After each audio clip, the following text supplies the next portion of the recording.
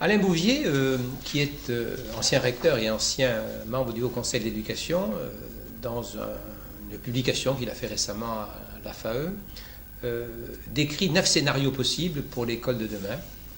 Et bon, il semble que l'école hybride aurait sa préférence, moyen terme entre une école du marché et une école bureaucratique. La question que je voudrais vous poser, c'est l'État a-t-il la possibilité de rester dans ce marché de l'éducation de plusieurs milliards d'euros, un prescripteur, mais surtout un régulateur du service public d'éducation? L'État est prescripteur, naturellement, à travers les programmes qui engagent sa responsabilité et qui engagent l'action éducative qui est menée dans les établissements. Par contre, il n'est pas prescripteur de ressources, car les ressources restent prescrites par les personnels enseignants au sein des conseils d'enseignement, sous l'autorité des chefs d'établissement, qui décident de quelles ressources ils vont acquérir. Et des conseils pédagogiques dans les EPE. Alors, voilà, aussi, bien sûr. Et donc, l'État ne prescrit pas tout à l'heure actuelle, évidemment.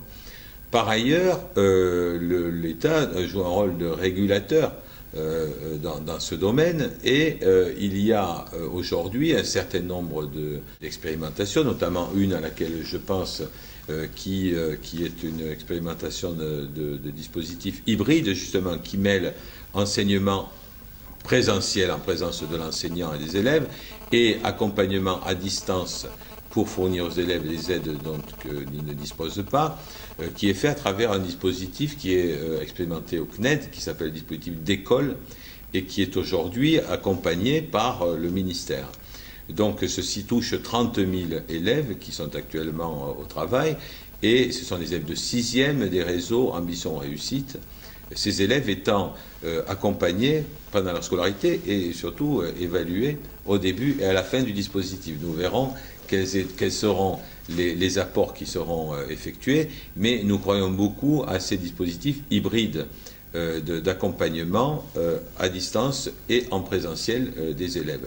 Je ne dis pas, nous ne savons pas si l'école de demain deviendra totalement hybride, mais il y a toute raison de penser que cette hybridation sera de plus en plus présente, parce que, notamment, on l'a bien vu en langue vivante, par exemple, les élèves n'ayant pas tous la possibilité de s'exprimer suffisamment pendant 1 heure de cours à 30 élèves par classe, ou moins ou plus, à quelque chose près, donc ils trouvent dans ce travail qu'ils font personnellement en s'enregistrant, en écoutant des documents audio, en regardant des vidéos chez eux ou sur leur tablette ou sur leur smartphone, enfin bref, à faire un travail qui est très profitable et qui vient, disons, augmenter l'exposition à la langue qu'ils ont eue en classe.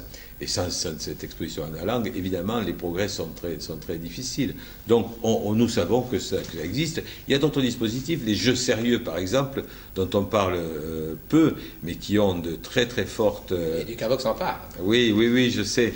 Et qui ont de très fortes marges de progression, notamment dans l'éducation. Le seul inconvénient des jeux sérieux, c'est qu'ils sont très chers à réaliser. Nous avons en France d'ailleurs la 3e entreprise mondiale de jeux interactifs, c'est Ubisoft. Donc il n'y a aucune raison pour que la France ne soit pas en pointe sur les jeux sérieux. Et on sait qu'on peut apprendre énormément de choses en entrant dans un jeu stratégique dans lequel on a des décisions à prendre, des informations à glaner ici ou là. Mais là, c'est vraiment le sommet numérique. Ce serait le jeu sérieux. Vous avez participé à de très nombreux rapports. Et vous m'avez dit au tout début de notre entretien que, en fait, ce rapport que plusieurs inspections générales ont contribué à écrire était pour vous quelque chose d'important, et était peut-être parmi les rapports auxquels vous avez participé, celui qui était le plus important. Pourquoi ? Nous étions un groupe d'inspecteurs généraux de l'éducation nationale, dont les noms figurent sur le rapport. Donc moi, j'étais pilote de ce groupe-là. Et à côté de nous, il y avait 3 inspecteurs généraux des finances, un inspecteur général de l'administration de l'éducation nationale et de la recherche, et 3 inspecteurs généraux du CGIET, Conseil général de l'économie, de l'industrie et des télécommunications. Donc nous avons, coordonné 4 regards très différents, mais complémentaires. Et très complémentaires sur la question du numérique éducatif. Et c'était véritablement une opportunité exceptionnelle, y compris pour nous de l'éducation nationale, qui avions enfin la chance d'avoir toutes ces compétences de très très haute qualité, de très haut vol, que sont les inspecteurs généraux des finances, les ingénieurs généraux du CGIET, qui sont des grands professionnels qui ont l'expérience de l'entreprise et qui ont fait une très très belle d'ailleurs étude sur la cartographie du numérique, l'inspection générale de l'administration, qui a travaillé aussi sur d'autres sujets avec... Bon, il y a là une conjonction de compétences, y compris dans le groupe de l'hygiène avec plusieurs disciplines représentées, qui, de mon point de vue, est assez unique. Je crois que c'est la première fois que l'on fait un rapport. Est-ce qu'on peut dire que vous avez expérimenté ce que nous, on essaie de prôner au niveau des élèves, c'est le partage des savoirs et des compétences, la création donc d'une intelligence collective, qui est celle que l'on essaie de développer dans les classes?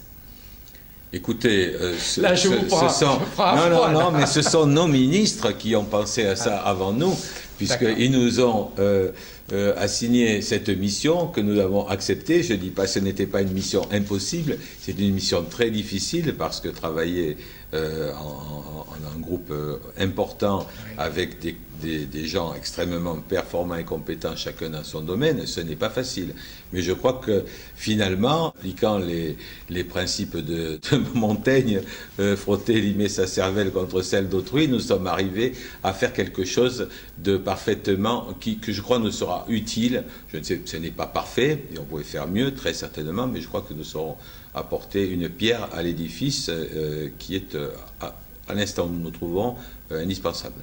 Merci beaucoup, Michel Pérez. Merci.